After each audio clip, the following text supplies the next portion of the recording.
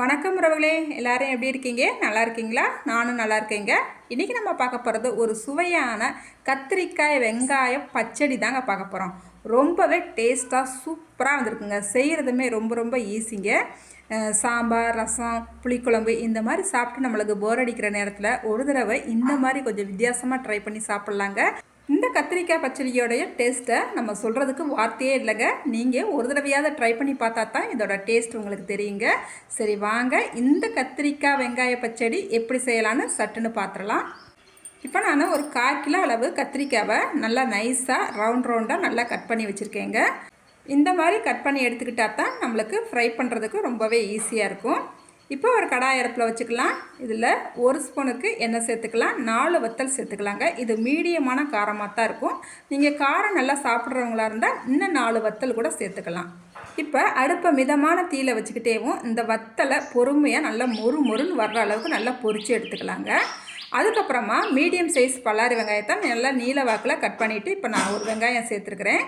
சேர்த்துட்டு நல்லா பொன்னிறமாக வர வரைக்கும் இந்த வெங்காயத்தையும் நல்லா வதக்கிட்டு எடுத்துக்கலாம். வெங்காயத்தை இந்த மாதிரி தனியாக ஒரு பிளேட்டுக்கு மாற்றி எடுத்து வச்சிடலுங்க. அதுக்கப்புறமா 2 மீடியம் சைஸ் தக்காளி பழத்தை நல்லா கட் பண்ணிவிட்டு கடாய்க்கு மாற்றிருக்கிறேன். இப்போ இந்த தக்காளியுமே நல்லா மசிஞ்சு வர வரைக்கும் பொறுமையாக மீடியம் தீயில் வச்சுட்டு நல்லா வதக்கிக்கலாம்.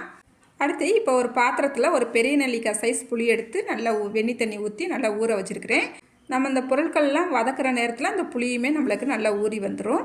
இப்போ பாருங்கள், தக்காளி நல்லா மசிஞ்சு சூப்பராக வந்திருக்குது. இப்போ நம்ம தக்காளியை எடுத்துக்கலாம். அதுக்கப்புறமா 1 ஸ்பூன் மட்டும் எண்ணெய் சேர்த்துக்கலாம். சேர்த்துட்டு நம்ம கத்திரிக்காவை சேர்த்துக்கலாங்க. அடுப்பை மீடியம் தீயில் வச்சுக்கிட்டேவும் எல்லா பொருட்களையும் நம்ம வதக்கிக்கிறணும். இப்போ கத்திரிக்காவை சேர்த்துட்டு நல்லா கலந்து விட்டுக்கலாம்.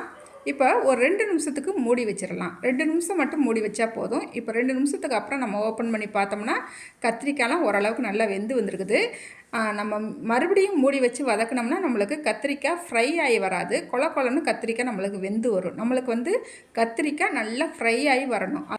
அதனால் இனி கத்திரிக்காவை மூடி வைக்காமையே நம்ம ஃப்ரை பண்ணி எடுத்துக்கலாம். மீடியம் தீயிலேயே வச்சுக்கலாங்க. இந்த கத்திரிக்காவுமே நம்மளுக்கு ஒரு 5-6 நிமிஷத்தில் சூப்பராக நம்மளுக்கு ஃப்ரை ஆகி வந்துருங்க. இங்கே பாருங்கள், நல்லா ஃப்ரை ஆகி வந்திருக்குது. இந்தளவுக்கு வந்தால் போதும். இப்போ அடுப்பை ஆஃப் பண்ணிவிட்டு இந்த கடாயிலேயும் அப்படியே கத்திரிக்காவை நம்ம ஆற விட்டுறலாம்.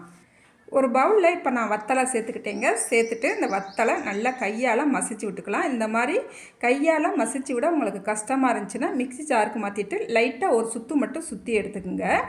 நம்ம ஃப்ரை பண்ணி வச்சுருக்கிற ஒவ்வொரு பொருட்களையுமே ஒன்றா சேர்த்துட்டு கையால் மசித்து செய்யும் போது இந்த கத்திரிக்காய் வெங்காய பச்சடி ரொம்பவே டேஸ்ட்டாக இருக்குங்க. இப்போ இந்த வத்தலை நல்லா கையால் மசிச்சு விட்டுக்கலாம். அதே போல் இந்த வத்தலை நம்ம ஃப்ரை பண்ணி எடுத்த உடனே மசிச்சிருங்க. நம்ம அதுக்கப்புறமா மசித்தோம்னா கொஞ்சம் பதத்து போனது போல் இருக்கும். கொஞ்சம் மசிச்சு விட கொஞ்சம் கஷ்டமாக இருக்கும். இப்போ பாருங்கள், நான் கையால் நல்லா மசித்து எடுத்துக்கிட்டாச்சு.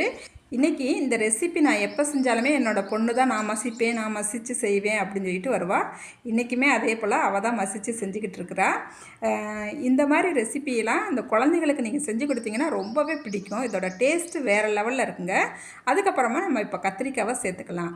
கத்திரிக்காவை சேர்த்துட்டு நல்லா கையால் மசித்து விட்டுக்கலாம். உங்களால் கையால் மசிக்க முடியல, நான் அதாவது கரண்டி இல்லை ஸ்பூன் வச்சு கூட மசிச்சுக்கிறேன் அப்படின்னு சொன்னாலும் கூட நீங்கள் மசிச்சுக்கலாம்.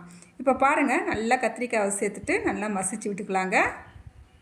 இப்போ நல்லா மசிச்சு எடுத்துக்கிட்டாச்சு. அதுக்கப்புறமா நம்ம தக்காளியை சேர்த்துக்கலாம். தக்காளி ஏற்கனவே நல்லா மசியாக தான் தக்காளியை நல்லா வதக்கி எடுத்துருக்குறோம். லைட்டாக ஒரு தடவை கலந்து விட்டுக்கிட்டால் போதும். இப்போ ஒரு மீடியம் சைஸ் பல்லாரி வெங்காயத்தை நல்லா பொடிசாக கட் பண்ணி வச்சுருக்கிறேன். அதையும் சேர்த்துக்கலாம். சேர்த்துட்டு நல்லா கையால் மசிச்சு விட்டுக்கலாம். லைட்டாக மட்டும் மசிச்சு விடுங்க. ரொம்ப வெங்காயம் சேர்த்தா பிறகு அழுத்தி மசித்து விட வேண்டாம். லைட்டாக மசிச்சு விட்டுக்கிட்டால் போதும். இப்போ இது எல்லாத்துக்கும் தேவையான அளவு உப்பு சேர்த்துக்கலாம். சேர்த்துட்டு ஒரு 1.5 ஸ்பூனுக்கு நல்லெண்ணெய் மிஸ் பண்ணாமல் சேர்த்துக்குங்க. ரொம்பவே டேஸ்ட்டாக இருக்கும். நான் எப்படி அடுத்தடுத்த பொருட்கள் சேர்த்துருக்கணும் இதே போலயே நீங்கள் ட்ரை பண்ணிங்க. அதுக்கப்புறமா இப்போ புளிக்கரைசல் சேர்த்துக்கலாம். புளிக்கரைசல் லைட்டாக கொஞ்சமாக சேர்த்துக்கலாம். ஏற்கனவே நம்ம தக்காளி வேறு சேர்த்துருக்குறோம், அதுவுமே நல்லா புளிப்பாக இருக்கும். அதனால் லைட்டாக பார்த்து கொஞ்சமாக சேர்த்துக்கலாம். இப்போ புளி சேர்த்தா பிறகு நல்லா மசிச்சு விட்டுக்கலாங்க. அதுக்கப்புறமா நம்ம வெங்காயத்தை நல்லா ஃப்ரை பண்ணி வச்சுருக்கோம் பார்த்திங்களா, அதை சேர்த்துக்கலாம். அதுக்கப்புறமா பொடிசாக கட் பண்ணிய மல்லி இலையை சேர்த்துக்கலாம். மல்லி இலை கொஞ்சம் அதிகமாகவே சேர்த்துக்கலாம். நல்லா சூப்பராக இருக்குங்க. இப்போ லைட்டாக மட்டும் மசிச்சு விட்டுக்கலாம். அப்படியே ஒவ்வொரு பொருட்களையும் சேர்த்து மசிச்சு எடுக்கும் போது அப்படியே வாசனை சும்மா கம கமன்னு வருதுங்க. இங்கே பாருங்கள், இந்த உருண்டையை அப்படியே பார்க்கும் போதே நாக்கில் எச்சி ஊறுதுங்க. சுட சுட சாதத்தோட இந்த கத்திரிக்காய் வெங்காய பச்சடியை அப்படியே 2 ஸ்பூன் அப்படி எடுத்து வச்சு அது மேலே அப்படியே கொஞ்சம் நல்லெண்ணெய் அப்படியே பராக்க அப்படி ஊற்றி அந்த சாதத்தை அப்படி ஒருக்க இப்படி ஒருக்க அப்படியே போட்டு பிசைஞ்சு எடுத்து நீங்கள் சாப்பிட்டு பாருங்கள். ஆஹா, இந்த நாக்கில் அப்படியே ருசி தாண்டவம் ஆடுங்க. நீங்கள் மறக்கவே மாட்டீங்க, அடிக்கடி செய்வீங்க இந்த மாதிரி.